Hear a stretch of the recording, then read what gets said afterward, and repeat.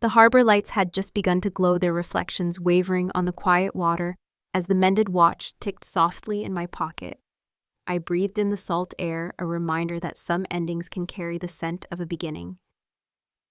Justice had found its course, but more than that, the pieces of a broken life had fit back together steadier than before.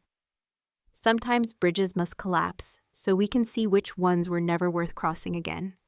For anyone facing loss or betrayal, there is a way through, even if it takes longer than we'd like. Has life ever handed you a second chance in disguise? The knife glinted under the soft light as Isolde carved another slice from the roast, her every movement measured and elegant. She placed the piece delicately onto Crispin's plate, then turned her eyes toward me, the smile on her lips polished but cold. "It's for your own good, Victor," she said, her tone floating like a caress and landing like a blade. "Sunset Hills can take better care of you than that creaky house." The words hung in the warm air, drifting above the faint strings of Bach spilling from a speaker I couldn't see. I didn't answer right away. My fingers slid into my pocket, tracing the grooves of the old brass key I'd carried since Agatha's funeral, the edges worn smooth from years of use. The key was the last tether to the house, where every wall still whispered her name. I rubbed it like a talisman and kept my gaze on the dining table steam, curling from the platter of roast beef between us. The scent of rosemary and garlic drifted across the wood-scented kitchen, too rich for my appetite tonight. Crispin shifted in his chair, his eyes fixed on the wine glass in front of him. "Mother's only trying to help Dad." He murmured the words so low they almost drowned beneath the hum of the refrigerator. His fork scraped against porcelain, a nervous staccato sound. "Sunset Hills has a good reputation. Activities, medical staff, safe havens, they call them." Isolde interjected, her smile unwavering. She refolded her napkin with precision, every crease exact, as though the symmetry itself made her argument cleaner, stronger. "People your age thrive there. You'd have companionship structure. No more drafty nights alone in that museum you insist on calling home." I looked at Sylvie and Thorne seated side by side, their faces aglow from their phones. The soft ping of a notification punctuated the silence. Neither glanced up. I remembered when they used to argue over who would sit in my lap during dessert, back when my stories about building inspections were thrilling adventures in their minds. Now I might as well have been a piece of furniture quietly occupying space at their parents' table. "I'm fine where I am," I said at last, voice even measured. My words drifted out like smoke dissipating before they could settle. I turned my attention to Crispin, searching his face for some glimmer of the boy who used to follow me around with wide eyes, asking questions about every blueprint and beam I touched. His jaw tightened, but he kept staring into his glass. Isolde's fork traced the edge of her plate. "Victor," she said, almost whispering now, "you can't keep living alone forever. We're only thinking of your safety." Her eyes met mine across the table ice behind the practiced warmth. The kitchen felt suddenly smaller, the warm lights pressing down like a silent judgment. The aroma of rosemary and garlic, once comforting, turned cloying heavy in my chest. My coffee, forgotten beside my plate, had cooled. I took a sip anyway, the bitterness biting at my tongue. Beyond the spotless windows, the maple trees stood stark against a bruised sky, shedding their gold into the wind. I let the silence linger, drawing a breath deep enough to steady the twitch in my hand. My fingers circled the brass key once more, feeling its familiar weight anchor me in the room, even as everything else tilted toward exile. The world outside shimmered in the dying light, leaves spinning like small, silent warnings. I stared past the glass, past their manicured lawn and the street lamps flickering on, and held the key tight, saying nothing at all. The pond rippled as a pair of mallards broke the surface, the drake quacking once before disappearing beneath the sheen of orange light. I leaned forward on the weathered bench, the bag of breadcrumbs light in my lap, my other hand tugging the brim of my flat cap lower. The cold air of mid-autumn bit at my ears, but I stayed still, tossing crumbs one at a time, into the water, watching the ripples widen, vanish, and begin again. That was when I heard it, her laughter. Light, melodic, and far too alive for a chilly Tuesday evening. Isolde's laugh, the same one she reserved for company she wanted to charm, not endure. It floated across the park from the winding path near the lilac bushes. I lifted my eyes, careful to keep my face shadowed, and saw her approaching with Rowan Quaid. The man looked like he'd been plucked straight from a glossy magazine, dark hair, tamed by pomade, a tailored charcoal coat, and a scarf knotted with careless precision. Even from across the pond, the sharp tang of his cologne reached me, mingling with the sweet trace of Isolde's perfume. As the breeze shifted, she reached into her coat pocket, sliding her phone away. The screen lit briefly, just long enough for me to catch the words, "Lunch meat, saved." Her hand lingered on Rowan's forearm, longer than politeness required. Her smile stretching warm and easy, a softness I'd never seen when she spoke to my son. I stayed still, fingers trembling as I pulled a handful of crumbs from the bag and let them scatter in a slow arc over the pond. A goose honked somewhere above the sound, carrying like a muted trumpet over the bare branches and damp earth. They walked along the path, heads inclined close, her laughter punctuating his low, confident voice. As they neared the gazebo, a small wooden thing hidden under lilac branches, its white paint flaking with age. They turned, glanced around once, and slipped behind it. Dusk was coming fast, the sky bruising at the edges, and their shadows merged into one as the last of the sunlight faded.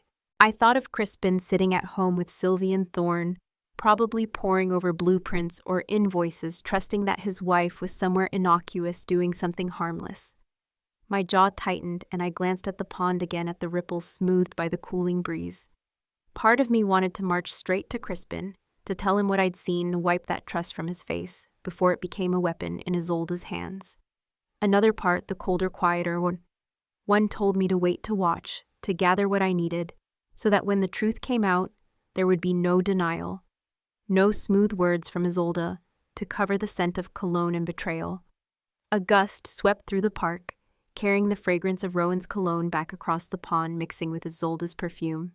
It clung to the air like smoke, acrid and sweet, and it settled in my lungs like a reminder I couldn't shake. My fingers found the brass key in my pocket, curling around it until the edges pressed into my palm, grounding me in the chill. Across the pond, the gazebo boards creaked faintly, a sound almost lost beneath the rustle of lilac branches. I looked up and for a moment heard Sylvie's laughter echo in memory years ago, when she was small, running along this very path, tossing breadcrumbs beside me, with hands sticky from cider donuts. That sound used to fill me with warmth. Now it was only a hollow echo of something Isolde seemed intent on breaking apart. I didn't move when the geese wheeled overhead, their cries sharp against the darkening sky. The pond caught their reflection, orange and silver streaks over black water. I sat rooted to the bench, silent, my hand locked around the key, its cold brass biting deep into my skin. The last crumbs of bread spilled from my fingers into the water, and the ripples spread outward in quiet circles as the light faded, taking whatever softness the day had left with it. ChatGPT said snow flurried in thin spirals as I pushed open the heavy glass door to the Maple Bean Cafe, the bell above chiming softly, a warning more than a welcome. The warmth inside wrapped around me heavy, with the scent of maple syrup and overbrewed coffee, and the faint rasp of a saxophone slid out of a small radio behind the counter. My boots left faint melting tracks on the tiled floor as I shrugged out of my coat and made my way toward the corner booth. The leather was cracked and faded, patched in places with strips of duct tape, and it sighed under my weight like it had held 1,000 tired men before me. Pearl Hobbs was already there, his back straight despite his years, his hair still cut close and neat, his eyes a sharp blue that hadn't dulled with age. He was nursing a plain black coffee steam, curling from the cup in steady tendrils. His gaze flicked down as I set Agatha's pocket watch beside my cup on the table. The glass scuffed from years of slipping in and out of my coat, but still ticking a small, steady sound in the quiet around us. He didn't comment, just took it in before meeting my eyes again, his face as impassive as ever. The waitress passed by with a rag wiping down a laminated menu, with slow circular strokes, the cloth squeaking faintly. The windows fogged from the heat inside, meeting the winter air, the blurred shapes of bundled pedestrians drifting past in the pale light beyond. I wrapped both hands around my mug, feeling the warmth seep into my fingers, though they trembled just enough for the coffee to ripple against the rim. The mug itself bore a thin fracture running down one side hairline, but visible like a reminder that anything can hold together for a time, even if it's already breaking. I leaned in, keeping my voice low, almost buried beneath the hum of the coffee machine. I saw them, Pearl, at the park, her and Rowan. It wasn't business. It wasn't innocent. The words tasted bitter, heavier than the coffee, and I swallowed hard after letting them out. Pearl didn't interrupt. He simply nodded once, his fingers drumming lightly on the side of his cup, the sound steady, patient. "You're sure?" he asked finally. His voice deep and unhurried, the kind of tone that could steady a man even as it stripped away denial. As sure as I was when I found the roof beams were rotted on the old Franklin warehouse. I've been around too long to mistake shadows for what they are. I glanced toward the window, watching a pair of headlights sweep past, distorted by condensation, then back at him, but telling Crispin. He'll think I'm just bitter, that I can't stand her, and maybe he's not wrong. So I need more than what I saw. I need something he can't argue with. Pearl took a slow sip of his coffee before answering. I can watch her, follow where she goes, find out how deep this runs. Pictures, recordings may be a pattern that tells the whole story. But Victor, be ready. Truth doesn't just hurt, it changes everything. The words sat heavy in the space between us, blending with the low jazz and the occasional clatter from the kitchen. My grip tightened on the mug, the small tremor in my hand sending another ripple across the surface of the coffee. Do it, I said finally, whatever it costs. He gave another short nod, as if he'd expected nothing less, and slid a small notepad from his coat pocket. I'll need her schedule, places she goes, any regular habits, and a photo, one from when she isn't looking into the camera. I reached into my wallet and produced a folded snapshot from last Christmas, Isolde smiling beside the tree, the lights reflected in her eyes. The smile even then hadn't quite reached the rest of her face. Pearl studied it for a long moment, then tucked it into the pad without a word. The waitress stopped at the table, refilling our cups, the smell of burnt grounds rising again as she shuffled off without making eye contact. I sat back, feeling the warmth of the booth, the weight of the watch near my elbow, and the faint tick of its gears beneath the scuffed glass. My hand strayed toward it, tracing the rim with my thumb before closing it and slipping it back into my coat. I felt the faint vibration of its tick against my chest. As I stood sliding on my coat, the sound like a soft reminder that time doesn't pause, no matter how much you wish it would. The bell above the door chimed again as I stepped into the cold snowflakes, catching in my hair, melting instantly. The streets were quiet, save for the crunch of tires on distant roads and the whistle of wind through narrow gaps between buildings. I pulled my coat tight, feeling the watch press against me, and drew a deep breath of the frigid air. The first step had been taken, and there was no turning back from it now. The snow swirled around me as I walked, each flake dissolving on my face, sharp and clean, carrying me forward into what was coming. The wind moaned through the seams of the old window frames, a long, low note that carried through the walls of the house like a restless spirit. I sat hunched in my drafty living room, the faint smell of cedar and the musk of old books rising from the shelves around me, while Pearl spread a neat line of glossy photographs across the scarred coffee table. The images, cold and vivid, showed Isolde and Rowan outside a roadside motel, their bodies angled toward each other in easy familiarity, heads dipped close like conspirators. Each picture bore a red-stamped date along the bottom edge, stark and clinical, the proof framed by time itself. Pearl's voice was steady, pragmatic. As he tapped each photo in turn, his finger calloused his tone without hesitation. Tuesdays mostly, sometimes Thursdays, lunch hour or just after. They don't bother hiding different entrances, but the same room, same motel every time. From his coat pocket, he produced a small stack of receipts, credit slips with Isolde's signature curling at the bottom, paired with a recorder. A faint click, and her laughter, bright and unguarded, spilled into the air, mingled with Rowan's lower murmur. Even through the static, the sound was unmistakable. I stared at the photos without touching them, my jaw locked, every breath measured and shallow. Across the room, the phone on the wall rang its sharp trill, cutting through the gloom. Pearl glanced toward it, but I rose and answered, my voice flat. Dad Crispin's tone was taut, distant words clipped by strain. We need to think long-term. Sunset Hills isn't a punishment. You'd be safe there looked after. This house, it's too much for you alone. I closed my eyes, the receiver heavy against my ear, the cold draft curling around my ankles as he spoke. I'll think about it, I said evenly, cutting the conversation short before he could repeat Isolde's lines verbatim. I hung up and turned back toward Pearl, the silence between us loud enough to make the window panes tremble in their frames. My fingers moved to Agatha's pocket watch, resting on the side table beside my chair. I picked it up, the familiar weight anchoring me for an instant until it slipped. My hands unsteady from the chill or the strain let it fall.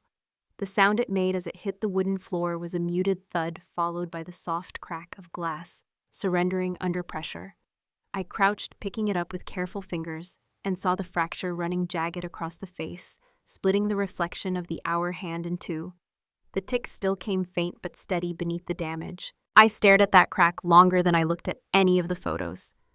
The broken watch reflecting the faint glow from the lamp overhead, its glass spider-webbed like a warning and a promise.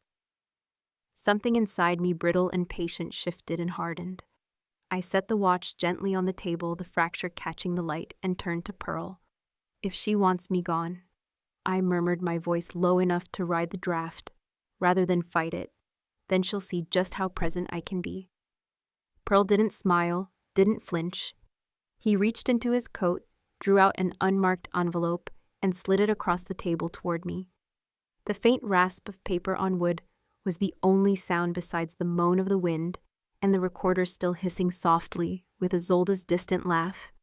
Then let's plan, Victor, he said, his voice level, unyielding. On your terms. The house groaned as another gust pressed against its old bones, the draft tugging at the loose corners of a faded rug. I placed my hand on the envelope, felt the smooth paper beneath my fingertips, and looked once more at the fractured watch beside it.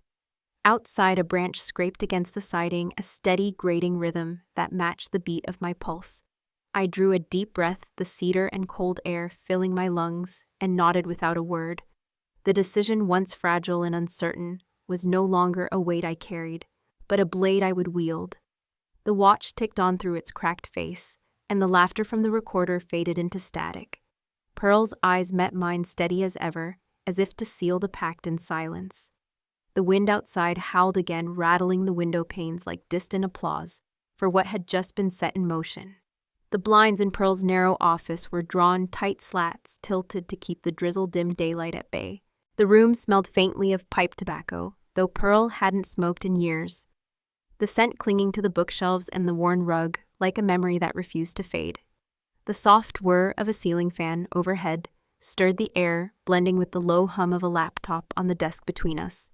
On its screen, muted clips looped again and again, Isolde's blonde hair, glinting under a parking lot light, as she and Rowan slipped through the side entrance of the Pine Ridge Motel, the red timestamps crawling along the corner like a metronome. In each frame, their movements were unhurried, practiced, confident, like people who believed no one could see them, and if someone did, no one would believe. Beside the laptop lay a single sheet of paper, the edges smudged where Pearl's inky fingers had handled it.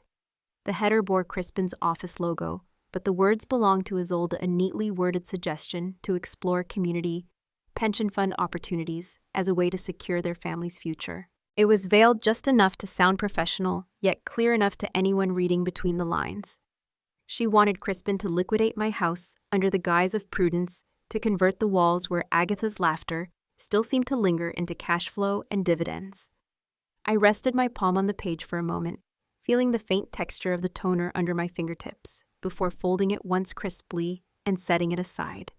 Pearl leaned forward, his elbows on the desk, eyes fixed on the footage.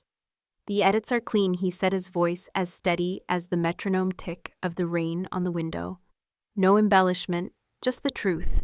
Motel entrances, cafe conversations, her voice calling you a burden, while Rowan laughs. It's more than enough for Crispin to see who she is, and for a court if it comes to that.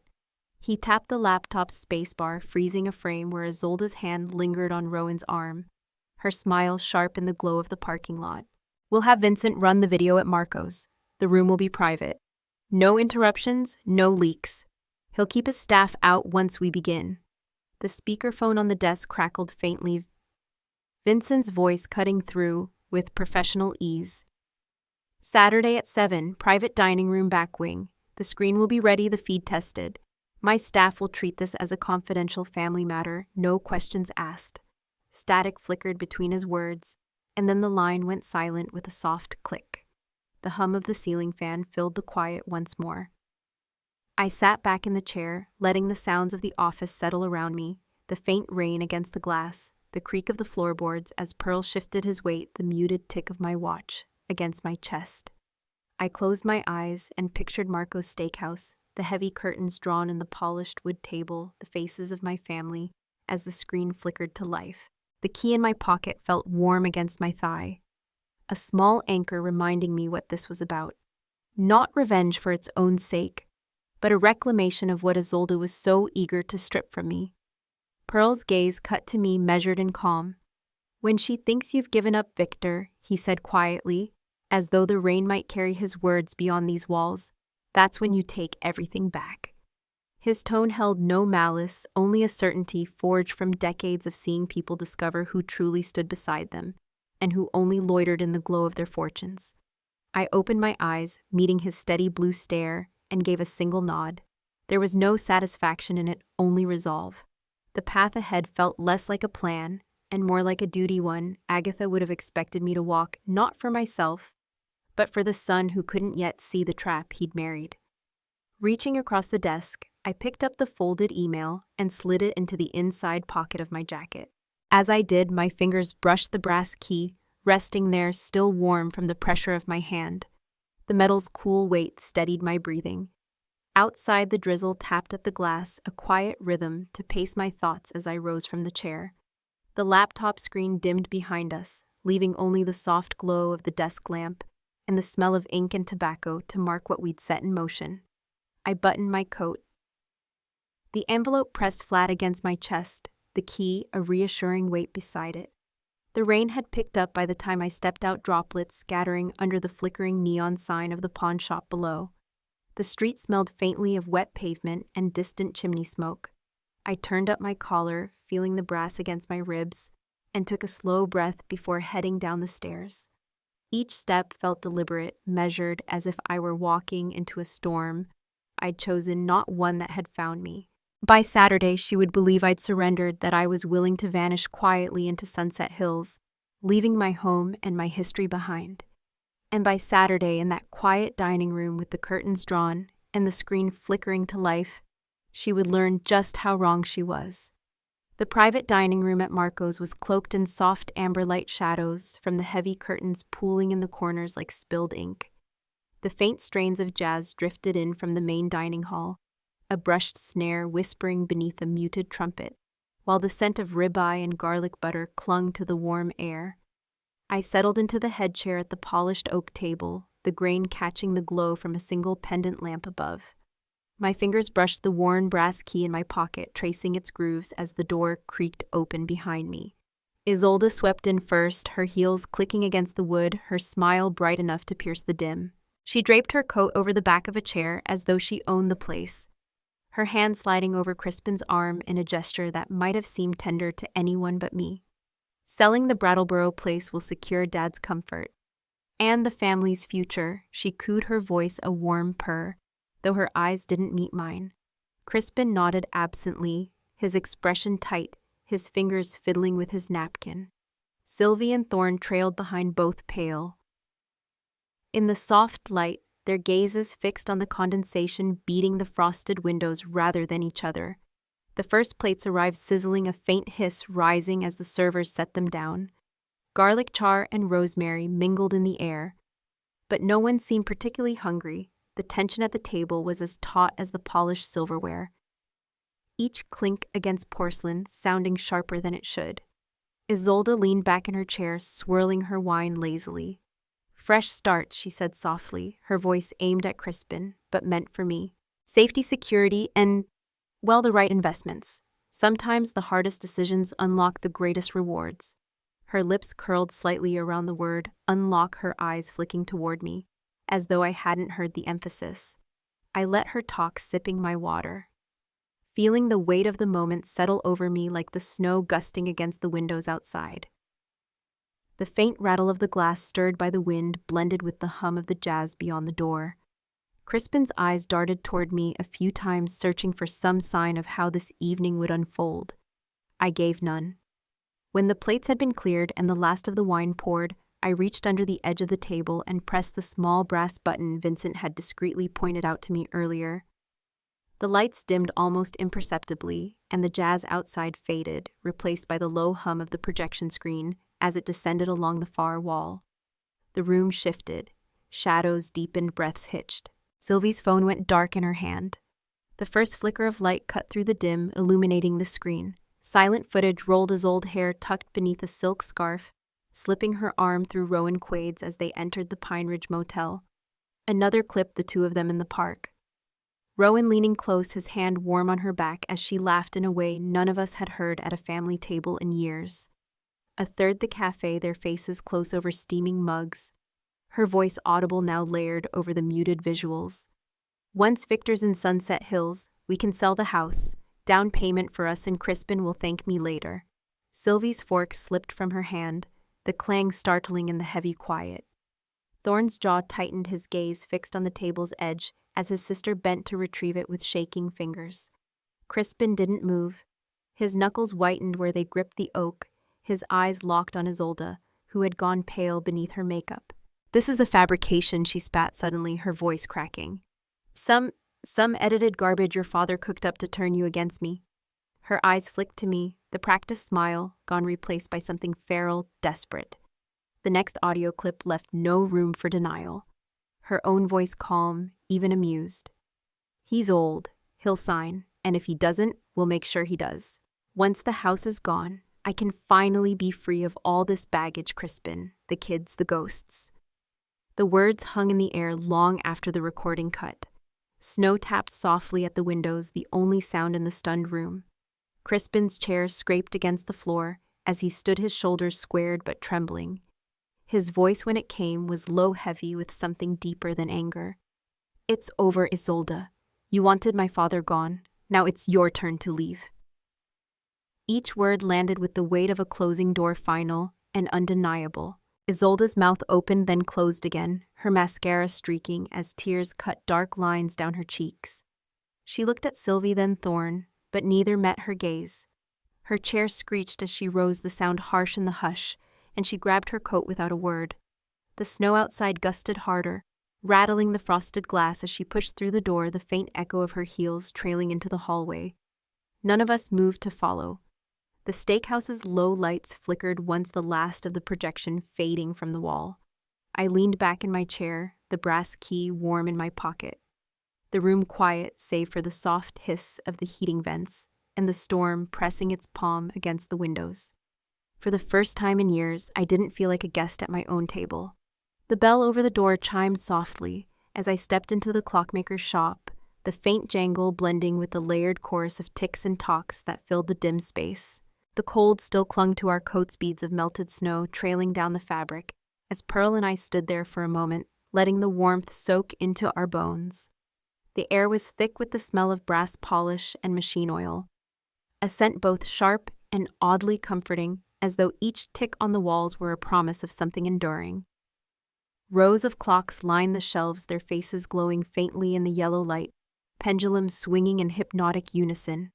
At the center counter, the clockmaker stooped, spectacles perched precariously on his nose. A magnifying loupe catching the light, looked up from a tiny gear assembly and nodded at us. His hands, nimble despite their age, reached toward the cracked pocket watch I laid gently on the polished wood. The fracture across its glass glimmered under the shop's light, the tick inside faint, faltering, but alive. He turned it over carefully, his thumb brushing the inscription on the back, worn soft from years in Agatha's, and then my keeping. "It'll tick again," he said. Simply, his voice low, steady, certain. "Better than new, if you're patient." His words carried a weight I hadn't expected, a reassurance that reached beyond the watch itself. I nodded, my fingers lingering on the cool brass before letting go. The counter felt strange without its familiar weight pressing into my palm, but lighter too. Pearl stood beside me, his presence as solid as the heavy grandfather clock that loomed near the shop's back wall, its deep chime marking the quarter hour.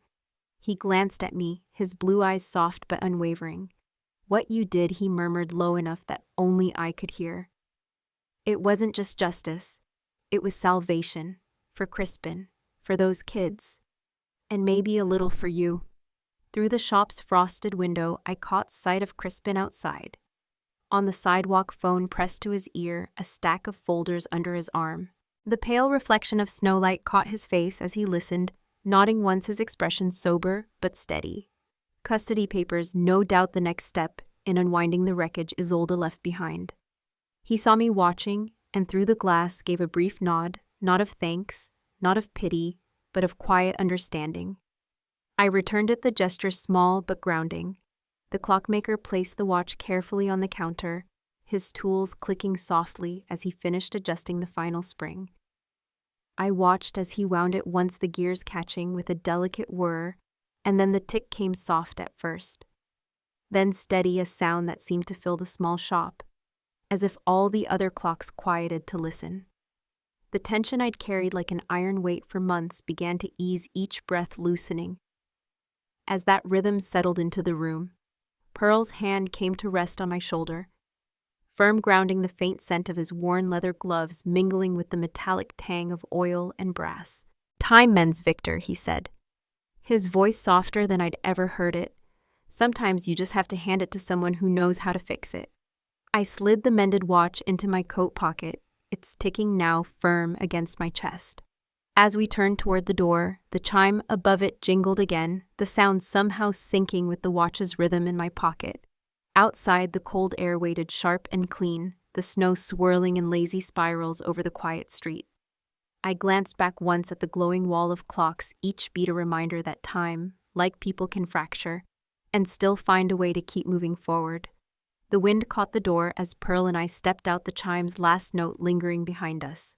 The watch ticked in time with my steps, its sound barely audible beneath the whisper of the breeze, a rhythm I hadn't realized I missed until now. The gulls wheeled above in lazy arcs, their sharp cries carrying over the hum of the harbor as I extended the duplicate key to the young couple standing before me. The original key, the brass one I'd carried in my pocket through every storm these last years, rested warm against my palm, tucked away, a weight I wasn't ready to part with. The papers on the hood of their car fluttered in the salty breeze, a clipboard pinning them down as signatures dried in the late afternoon sun. The woman's smile was shy, the man's handshake firm, but my thoughts were already drifting beyond them, toward the glinting horizon of Bar Harbor, where the waves caught the light like scattered glass.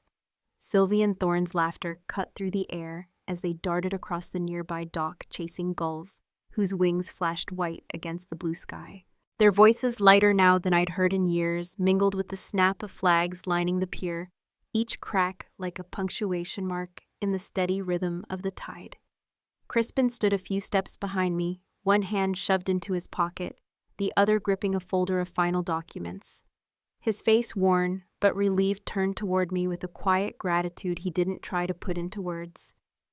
We'd both learned some truths don't need repeating. I signed the last page on the clipboard, the pen scratching faintly against the paper. A portion of the proceeds, already earmarked, would seed the Agatha Hale Scholarship Fund, a small anchor in her name, for students from this coastal town who dreamed of something greater but lacked the means. The paperwork flapped lightly in the wind as I closed the folder, a salty tang stinging the back of my throat that had nothing to do with emotion, or at least not entirely. We walked the pier together, the wooden boards creaking beneath our steps, as the sun sank lower, tinting the water in streaks of rose and amber. I bought ice cream for Sylvie and Thorne from a stand by the dock, the cones dripping faster than they could eat in the warm breeze. They sat on either side of me on a weathered bench, their chatter rising and falling like the tide, their earlier silence replaced by a cautious but growing ease. Crispin lingered at the railing, phone pressed to his ear, likely Pearl on the other end. I caught snippets of his voice, low, and even a brief chuckle, and then the clink of what I imagined was a raised glass on Pearl's side, a toast offered from afar. I reached into my coat pocket and drew out Agatha's watch, its glass now flawless. the brass face gleaming softly in the slanted light.